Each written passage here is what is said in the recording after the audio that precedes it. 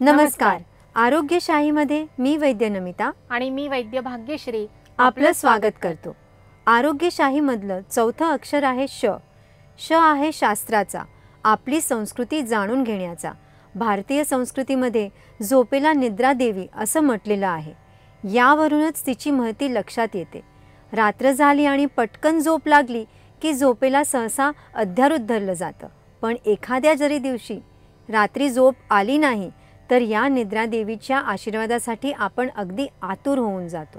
ज्यांना दिवसेंदिवस झोप येत नाही किंवा गोळी घेतल्याशिवाय झोप येत नाही त्यांना या विधानाचा अर्थ नक्की समजेल. पण किती झोपावं, कधी झोपावं याचं शास्त्र जर सांभाळलं तर निद्रा देवी आपल्यावरती प्रसन्न राहील हे अगदी नक्की. कधी झोपावं या प्रश्नाचं उत्तर आहे रात्री झोपावं आणि फक्त रात्रीच झोपावं. दिवसा झोपू नये.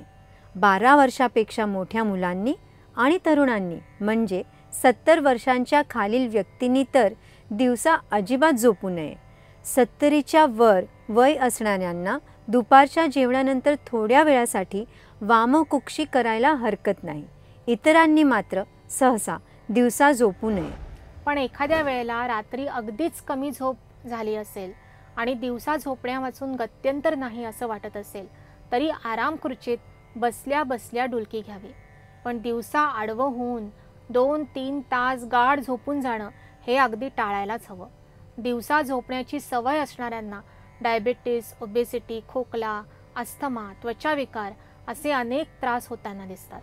किती झोपावं याचं उत्तर आहे आपापल्या प्रकृतीप्रमाणे, जीवनशैलीप्रमाणे आणि त्या वयाला आवश्यक तितकं झोपावं. लहान मुलांना मोठ्यांच्या तुलनेत जास्त झोप आवश्यक असते. वय जसजसं वाढतं तसतसं झोपेचं प्रमाण कमी होत जातं.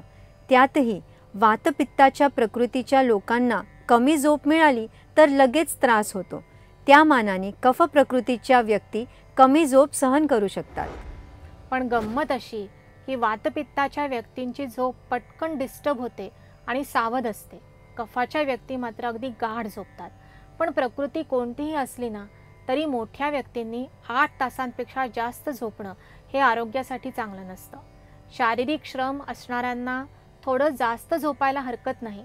पण बैठं काम आणि बुद्धीचं काम असणाऱ्यांनी मात्र साधारणतः 7 ते 8 तास झोपणं इतकंच पुरेसं असतं.